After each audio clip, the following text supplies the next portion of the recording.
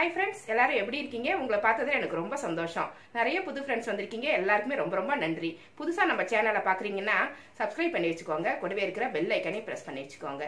Thank you friends. இன்னைக்கு நம்ம கிச்சனில் என்ன பார்க்க போறோம்னா, இன்னைக்கு நம்ம கிச்சனில் கொடுவா மீனும் கத்திரிக்காய் முருங்கைக்காய் போட்டு நல்லா சூப்பராக ஒரு குழம்பு வைக்க போகிறோம். இது வந்து சாதத்துக்கும் ஊற்றி சாப்பிடலாம், இட்லி தோசைக்கு அருமையாக இருக்கும். அது எப்படி செய்யலான்னு வாங்க பார்க்கலாம். மீன் குழம்பு சட்டி சூடாயிருச்சு. இதில் நல்லெண்ணெய் ஊற்றிக்கிறேன். நல்லெண்ணெய் தான் இதுக்கு நல்லா இருக்கும். நல்லெண்ணெய் இல்லைன்னா மட்டும் சன்ஃப்ளவர் ஆயில் ஊற்றிக்கோங்க. ஒரு கரண்டி எண்ணெய் ஊற்றிக்கிறேன். நான் எண்ணெய் நல்லா சூடாயிருச்சு. அரை ஸ்பூன் வெந்தயம் போட்டு தாளிச்சுக்கலாம். வெந்தயம் நல்லா பொரிஞ்சிருச்சு. ரொம்ப நேரம் வச்சிருக்க வேண்டாம், கருப்பாயிடும். கருவேப்பிலை, பெரிய வெங்காயம் கொஞ்சம், சின்ன வெங்காயம் கொஞ்சம் கட் பண்ணி வச்சிருக்கேன். சின்ன வெங்காயத்தை முழுசா உரிச்சு வச்சிருக்கேன். பெரிய வெங்காயம் கட் பண்ணி எடுத்து வச்சிருக்கேன். ரெண்டையுமே இதில் போட்டுருங்க.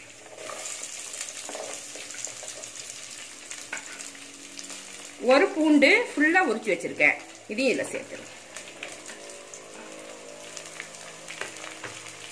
இது எல்லாத்தையுமே சேர்த்து நல்லா வதக்கிடணும்.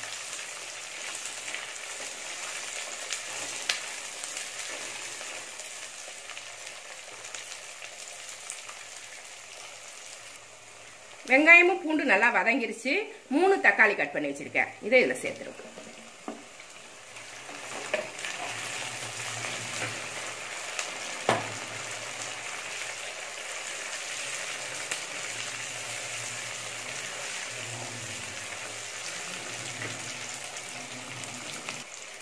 தக்காளி நல்லா வதங்கிருச்சு. முருங்கைக்காவும் கத்திரிக்காவும் கட் பண்ணி தண்ணியில் ஊற போட்டிருக்கேன். வெளியில் வச்சிங்கன்னா கருத்து போயிடும், அதனால தண்ணியில் போட்டிருக்கேன். இதை வந்து இப்போ குழம்புல சேர்த்து விட்டுருவோம். வாழைக்காய் உருளைக்கிழங்கு போட்டிங்கன்னா இன்னும் நல்லாயிருக்கும். இது கூடவே வாழைக்காவும் உருளைக்கிழங்கும் சேர்த்துட்டிங்கன்னா, ஒரு உருளைக்கிழங்கு ஒரு வாழைக்காயும் கட் பண்ணி போட்டிங்கன்னா இன்னும் டேஸ்ட்டாக இருக்கும். இன்றைக்கி நான் கத்திரிக்காய் முருங்கைக்காய் போட்டு செஞ்சு காமிக்கிறேன். எப்பயுமே வைக்கிற மீன் குழம்பு மாதிரி இல்லாமல் இது நல்ல டேஸ்ட்டாக இருக்கும். இட்லிக்கு ரொம்ப நல்லாயிருக்கும். இட்லி மீன் குழம்பு வைப்போம் பார்த்தீங்களா, அப்போ வந்து இந்த மீன் குழம்பு வச்சிங்கன்னா ரொம்ப டேஸ்ட்டாக இருக்கும், செம்ம மேட்சாக இருக்கும்.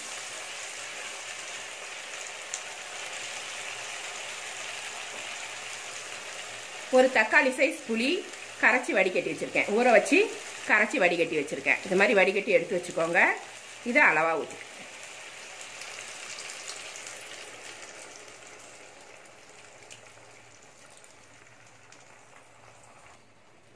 இப்போ குழம்புக்கு தேவையான தண்ணி ஊற்றிக்கலாம். இன்னும் கொஞ்சம் தான் குறையுது. நம்மளுக்கு எவ்வளோ குழம்பு தேவை அப்படின்னு பார்த்துக்கிட்டு அதுலேருந்து ஒரு அரை டம்ளர் இல்லைன்னா 3/4 டம்ளர் அதிகமாக ஊற்றிட்டோம்னா அது சுண்டி வர்றப்ப நம்மளுக்கு கரெக்டாக வந்துடும். இந்த அளவு இருந்தால் கரெக்டாக இருக்கும். அப்போ தான் குழம்பு ரெடி ஆகிறப்ப நம்மளுக்கு அளவாக குழம்பு ரெடி ஆயிடும். அடுத்தது குழம்பு மிளகாத்தூள் எடுத்து வச்சுருக்கேன். குழம்புக்கு தகுந்த மாதிரி காரம் எவ்வளோ தேவையோ அவ்வளோ குழம்பு மிளகாத்தூள் போட்டுக்கலாம். ஒரு ஸ்பூன் மஞ்சப்பொடி, தேவையான உப்பு, இது எல்லாத்தையுமே இது கூட சேர்த்துடலாம்.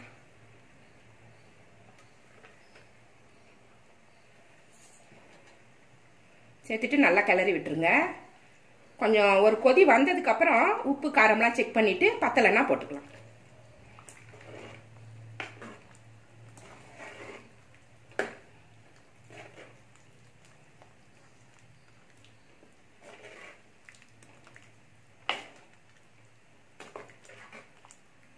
இந்த காயெல்லாம் வேகிற வரைக்கும் நல்லா கொதிக்கட்டும்.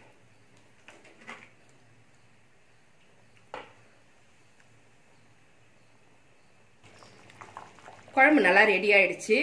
இந்த அளவு திக்னஸ் வந்த உடனே நம்ம மீனை போட்டுடலாம். ரொம்ப திக்காவும் இல்லாமல் ரொம்ப தண்ணியாகவும் இல்லாமல் இறக்கிக்கணும். இதுதான் இட்லி தோசைக்கெல்லாம் ஊற்றிக்கிறதுக்கு ரொம்ப நல்லா இருக்கும். கத்திரிக்காய் முருங்கைக்காய் எல்லாமே வெந்துருச்சு. இந்த மாதிரி நல்லா காய் வெந்துருச்சான்னு பார்த்துட்டு மீனை போடுங்க.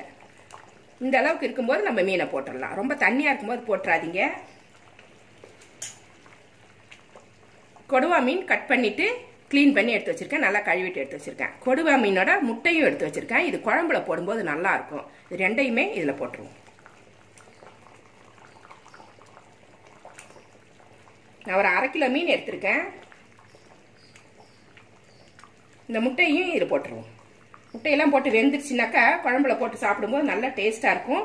குழந்தைங்களுக்கு ஊட்டலாம். குழந்தைங்க வந்து காரம் இல்லாமல் அதை சாப்பிடுவாங்க. ரொம்ப டேஸ்ட்டாக இருக்கும். இப்போ லாஸ்ட்டில் ஒரு 2 ஸ்பூன் அளவுக்கு நல்லெண்ணெய். இது மேலே அப்படியே ஊற்றி விட்டுருங்க. ஊற்றி விட்டுட்டு மூடி போட்டுட்டு சிம்மில் வச்சிடலாம். சிம்மில் ஒரு 5 நிமிஷம் இருந்துச்சுன்னா குழம்பு ரெடி ஆகிடும்.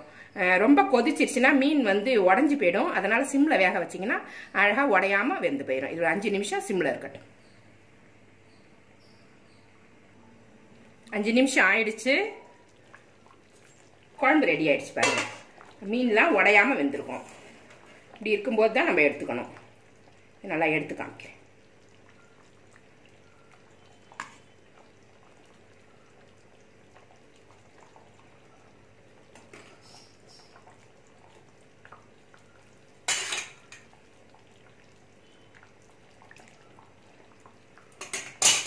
ரெடி ஆனதுக்கப்புறம் இது மாதிரி இருக்கும். இது சாதத்துக்கும் நல்லா இருக்கும், இட்லிக்கு ரொம்ப மேட்சாக இருக்கும். இது மாதிரி செஞ்சு பாருங்க. டிஃப்ரெண்ட்டாகவும் இருக்கும். இந்த காய்கறி எல்லாம் போட்டதால ரொம்ப டேஸ்ட்டாக இருக்கும். இந்த ரெசிபி உங்களுக்கு பிடிச்சிருந்தா நம்ம சேனலை சப்ஸ்கிரைப் பண்ணி வச்சுக்கோங்க.